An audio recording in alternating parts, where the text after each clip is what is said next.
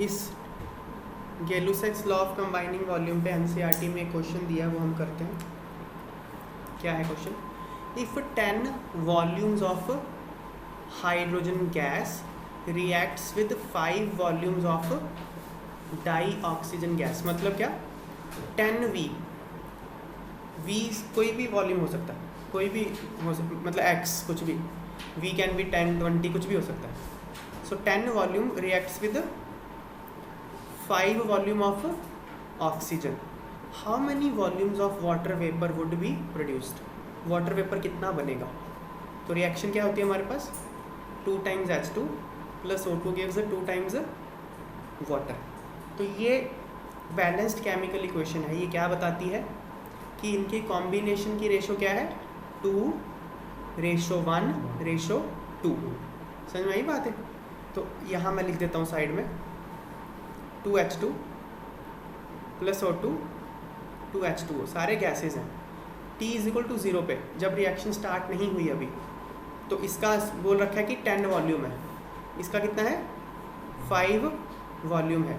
तो ये तो होगा नहीं 0।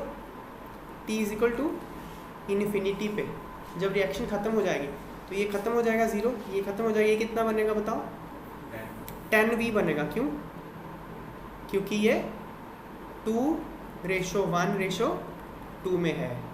तो ये तो ऑलरेडी दे रखा है 2:1 में, ये 2:1 ही है ना 10 और 5।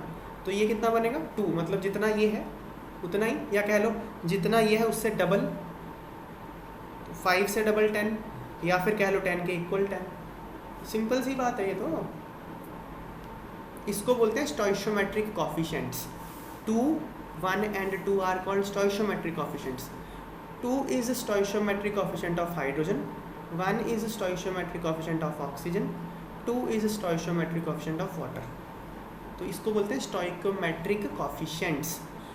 So by stoichiometry of above reaction, it is clear that 2 volumes of hydrogen gas combine with 1 volume of oxygen gas and produce 2 volumes of water vapors. Thus 10 volumes of hydrogen gas will combine with 5 volumes of oxygen to produce 10 volumes of water। Simple, बिल्कुल simple सा question है।